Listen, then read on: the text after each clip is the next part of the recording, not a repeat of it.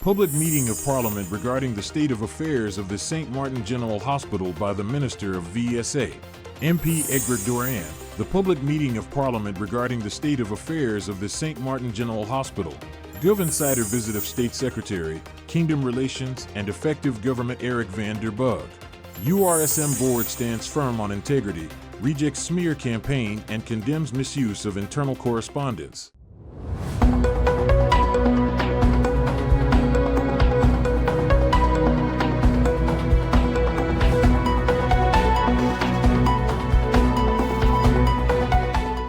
From the island, St. Martin, this is SXM Daily News for April 8, 2026. Public meeting of Parliament regarding the state of affairs of the St. Martin General Hospital by the Minister of VSA. Honourable Members of Parliament, progress is also being made on the supporting infrastructure of the project. Technical Building 1 is currently undergoing mechanical, electrical, and plumbing installation, including systems for electricity, hot water, and medical gases. The structure of Technical Building Number 2, which is dedicated to medical waste processing, has been completed, and interior works have already begun.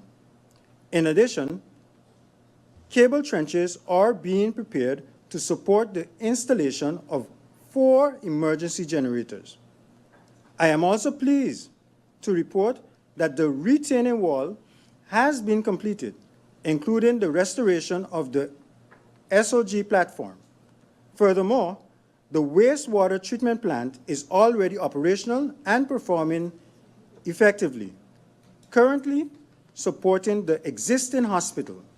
Overall, these developments demonstrate steady progress in ensuring that all critical systems and infrastructure will be in place to support the new facility.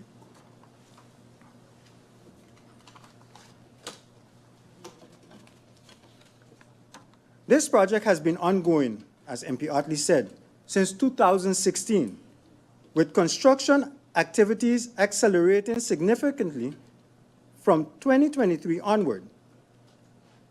We now expect the structural work to be completed by April 2026, with the building targeted to be wind and watertight by June 30th, 2026, and overall project completion by projected date of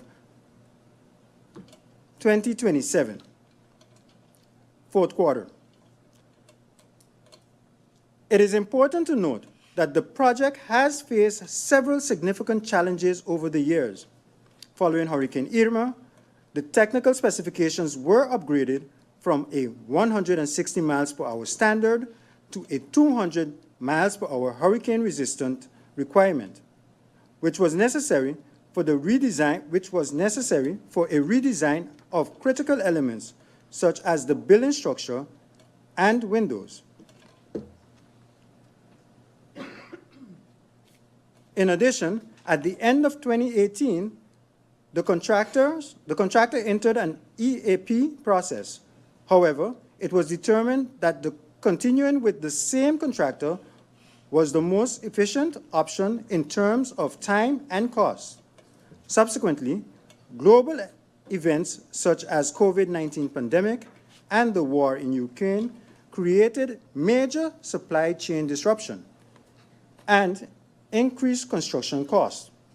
This led to a necessary settlement, formalized as the 4th amendment to the contract, addressing both budget and timeline adjustments. Further redesign efforts took place in 2024, while foundational works continued, and more recent at the end of 2025 and into 2026. Discussions regarding delay and budget adjustment remain ongoing. Despite these challenges, the project continues to move forward with steady and measurable progress.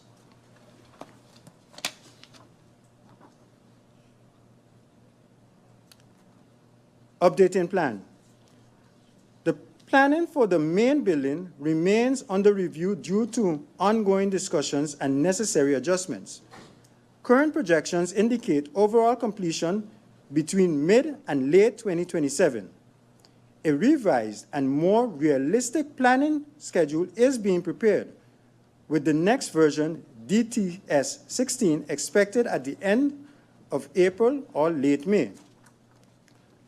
Current target dates: main billing, June 30th, 2027, contractor completion of project scope, end of 2027. These dates are provisional and will be confirmed at the end of May. Some of the main reasons for delays are: 1, the building design is complex, typical of a hospital project. 2, permits-related issues arose, but with the support of the Ministry of VSI and the Ministry of Justice, these are now under control. 3, construction complexity is higher than anticipated, including increased steel requirement due to hurricane and earthquake specification. 4, there was also a sand supply issue that occurred in December of 2025.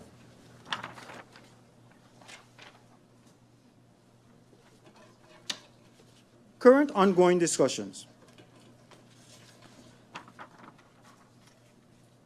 There are ongoing discussions with the contractor regarding planning and costs, as the contractor has submitted claim for additional compensation. At this time, St. Martin Medical Center does not agree with these claims, and both parties are engaged in settlement discussion. While these discussions may take some time, the goal remains to reach a resolution within the existing budget without increasing tariff.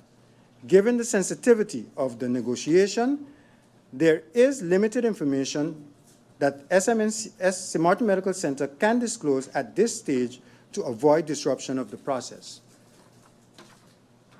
Madam Chair Lady, as MP Otley indicated, this is one of the reasons he requested a meeting. However, as the St. Martin Medical Center indicated, it is a very sensitive time to disclose certain information. But if Parliament is willing to have a closed-door meeting with the St. Martin Medical Center so that these details with the negotiation can be shared, that's an option on the table for the members of Parliament. Madam Chair, foreign workers.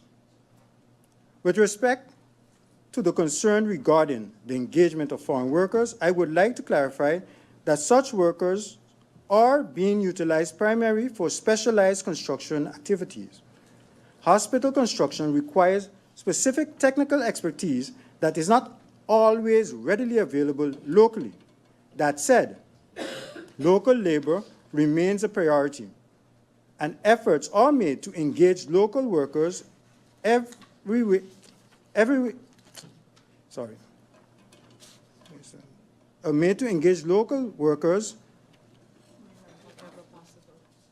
possible. Let me see.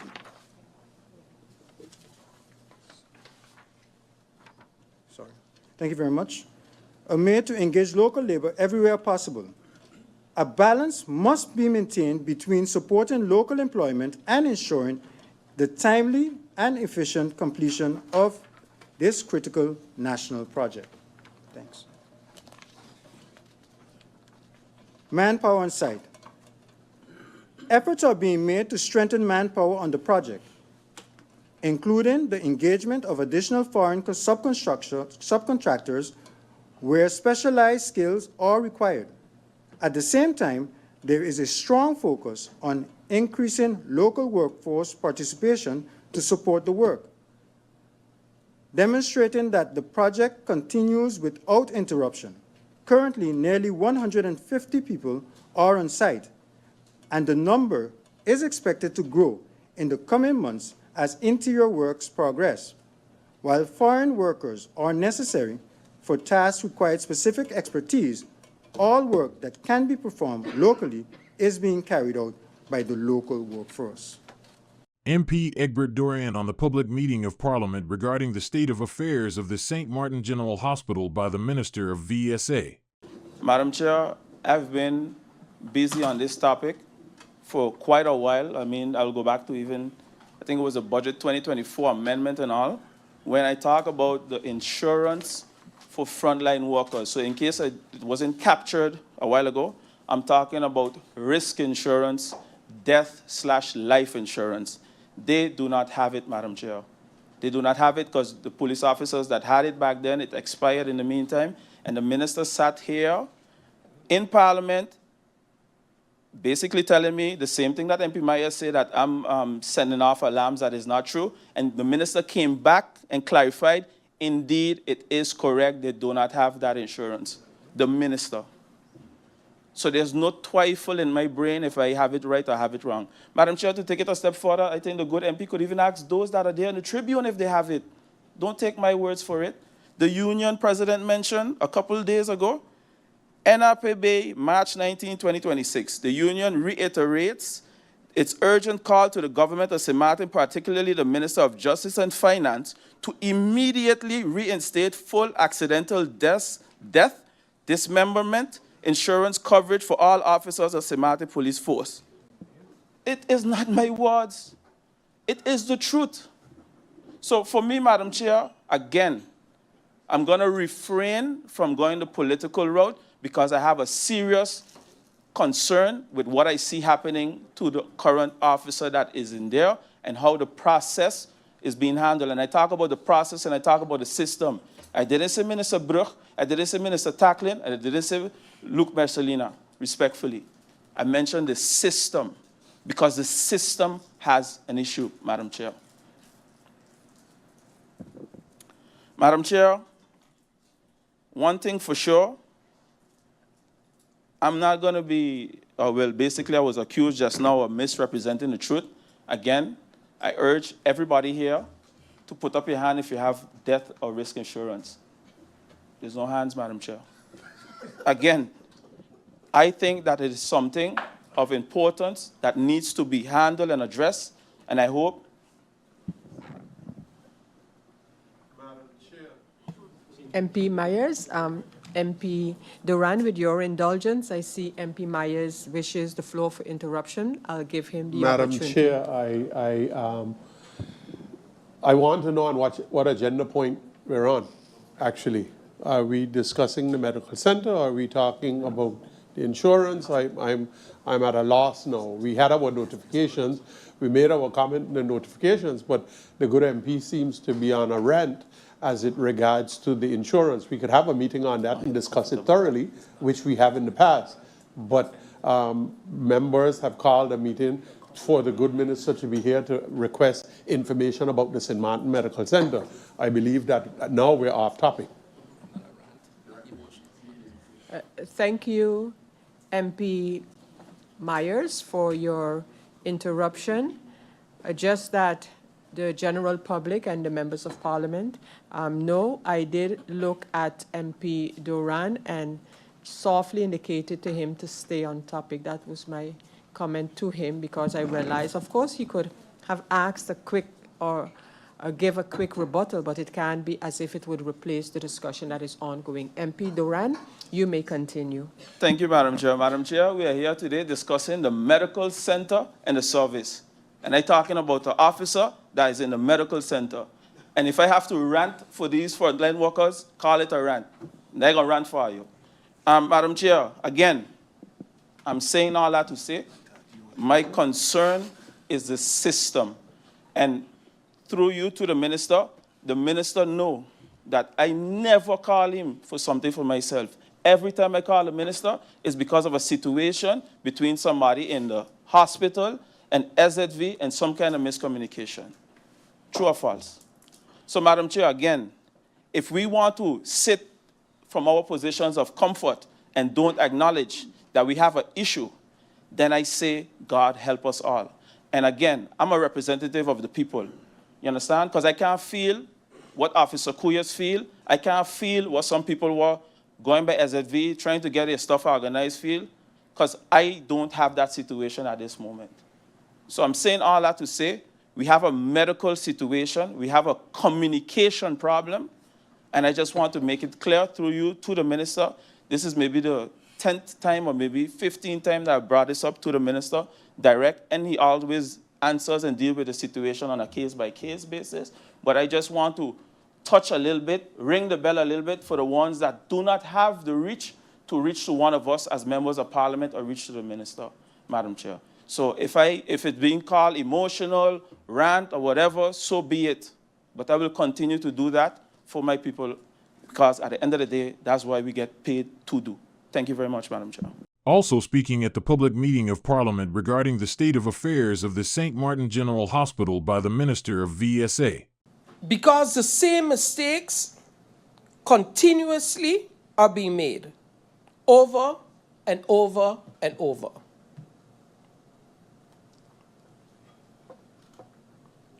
Money's missing. We need this more, we need that more. Prices of material gone up. For heaven's sakes, I can't understand. If I am going to give a proposal to build a building, and I have my list of materials, and the money is transferred to my person for those materials, I am going to purchase those materials right away. I can pick up later. But the price that I'm going to pay is the price that I gave whoever gave me the job. Because if I try to hold on to money, eventually those prices going to go up and I can't purchase those materials. Who's responsible? Who's responsible? Madam Chair Lady, the minister indicated in his presentation that the highest point of construction, right, was not reached due to complexity and upgraded standards. So, Madam Chair Lady, can the minister specify what exact upgrades were introduced? When were they approved? And who authorized them?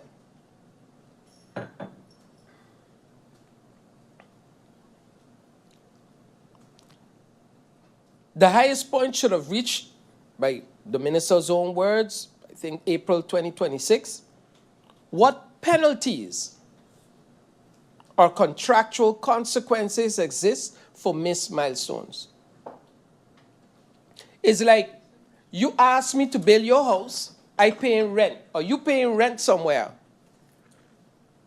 and you can't move into your house on time because I am late with building your house. Is it fair that then you again have to come and pull money out of your pockets?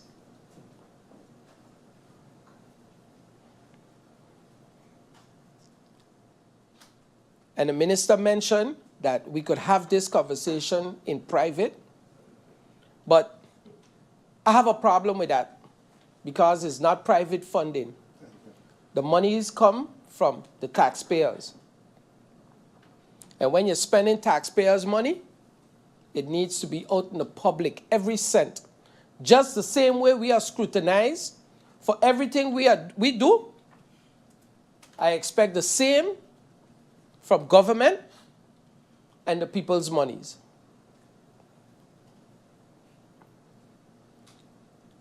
So I want a clear accountability structure. I want to know who's responsible and what are the minister's plans, through you, Madam Chair Lady, to handle this situation.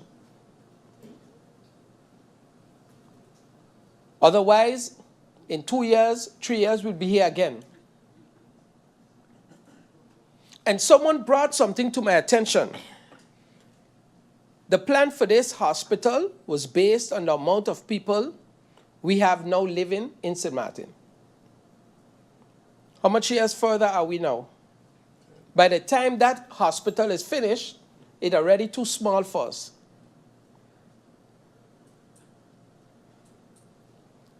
Things take too long.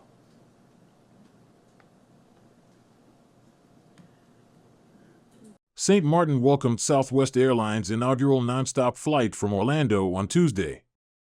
A significant expansion of the island's airlift and strengthening its connection to the United States. Southwest Flight 1873 touched down at Princess Juliana International Airport, SXM, just after midday, inaugurating a new daily nonstop service between Orlando International Airport, MCO, and St. Martin, with a flight time of approximately 3 hours. The new route provides direct access to one of the United States' busiest travel hubs, connecting St. Martin to millions of potential visitors and offering onward access to dozens of U.S. cities through Southwest Airlines' domestic network. Minister of Tourism, Economic Affairs, Transport, and Telecommunication Grisha Haliger-Martin described the launch as a key step in strengthening the island's tourism and economic position. This flight does more than connect two destinations, it connects St. Martin to opportunity across the United States, the minister said. With this new service from Orlando, we are strengthening our access to one of the most important travel hubs in the U.S., linking our island to millions of potential visitors across the Southwest network.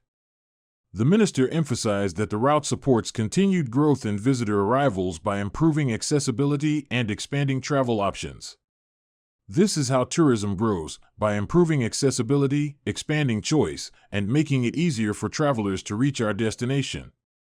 The Orlando route is expected to serve a diverse market, including family travelers, the Caribbean diaspora in Florida, and leisure visitors seeking convenient and affordable access to the region.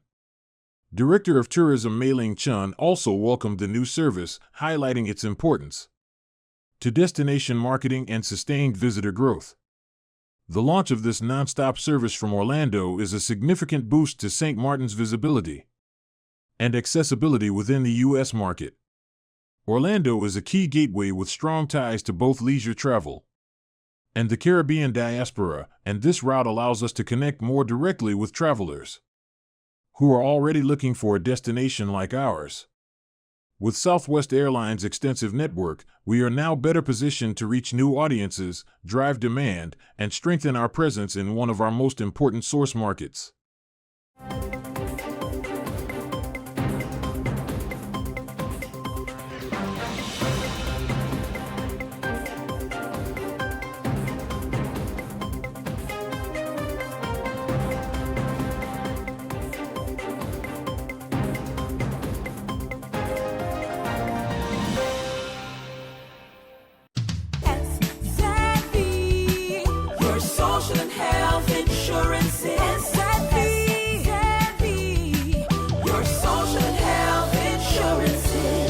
Are you SXM insured? Do you have a valid medical insurance status? SXM is cardless. Request your My SXM account today and enter the virtual office of SXM. Go to sxv.sx and sign up now. SXM, yeah. Your social health insurances.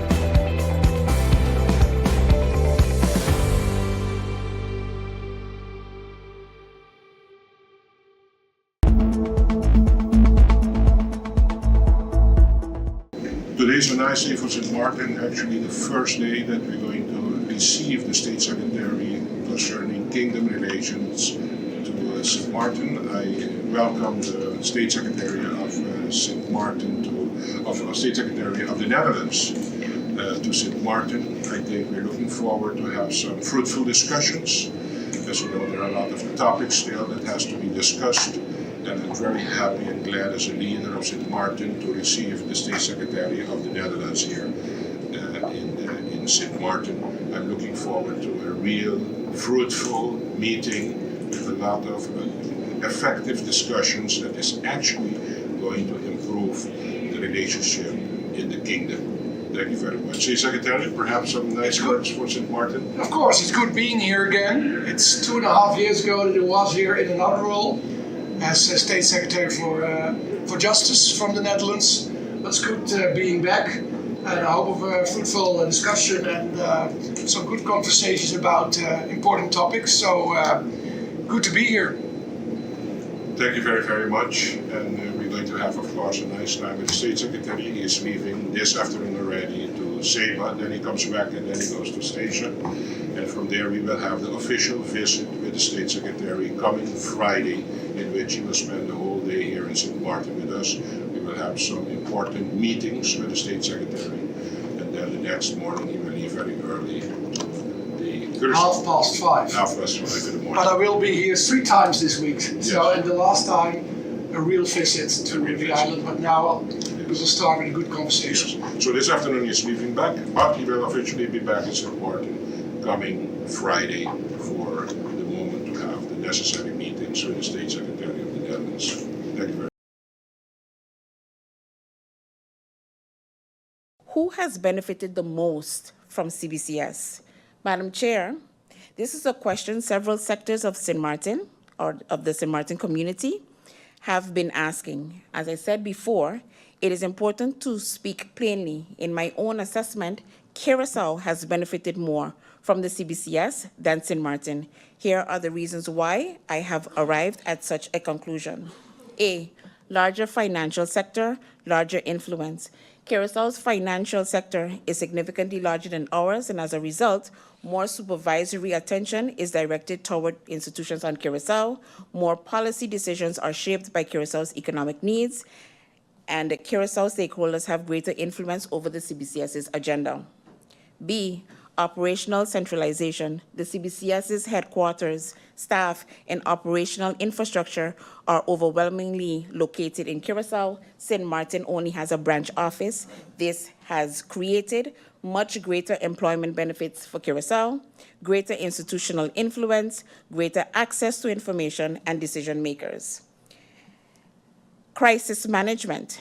During financial crisis, Curaçao institutions have often received more immediate attention and support.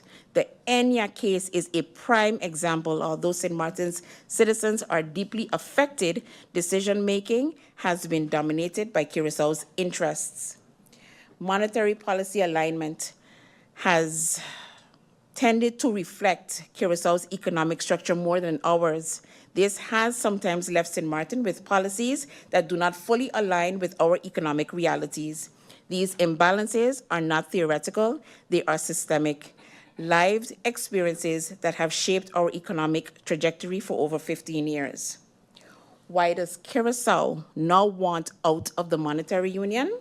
In my humble view, Madam Chair, Curaçao's stated intention to begin the process of possibly leaving the monetary union is driven by several concrete factors. One, desire for full monetary control. Curaçao has expressed a desire to control its own monetary policy, set its own interest rates, and manage its own currency.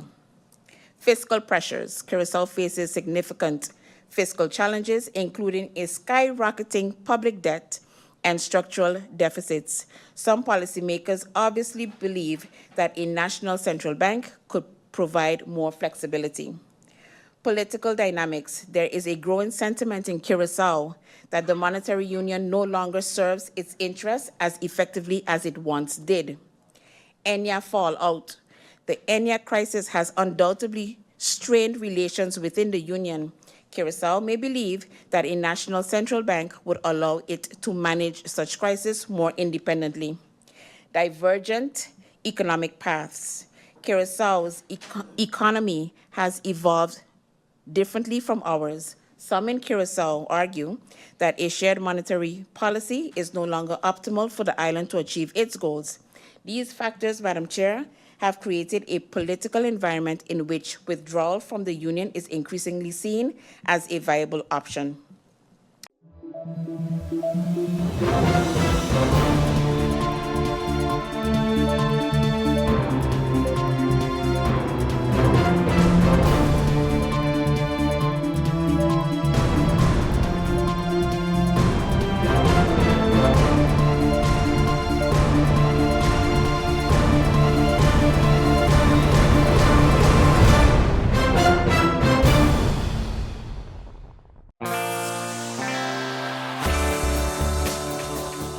Now for the weather forecast, today through Thursday morning.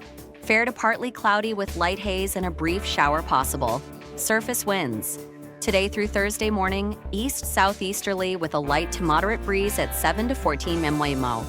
State of the sea, slight to moderate waves, swells, 2 to 5 feet outlook through Friday morning, partly cloudy with light haze and brief showers possible. And now your 3-day forecast.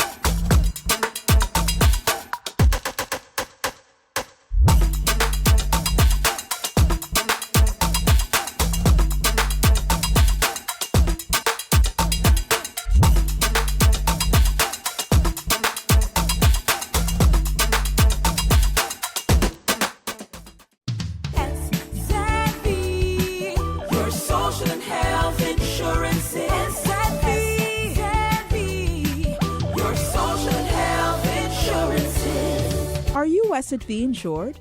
Do you have a valid medical insurance status? SXV is cardless. Request your My SXV account today and enter the virtual office of SXV. Go to sxv.sx and sign up now. SXV, yeah, your social health insurances.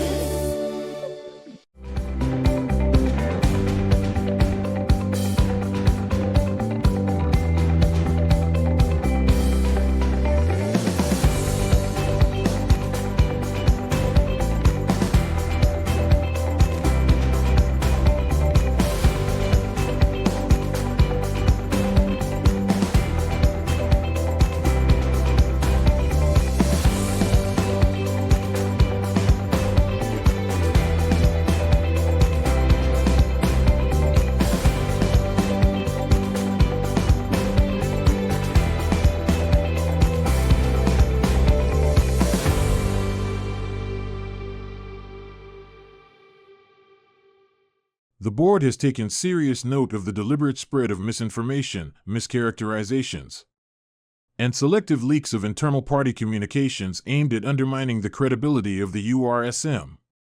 Its president, Ms. Brenda Brooks, and the leader of the party and Prime Minister of St. Martin, Dr. Luke Merslina.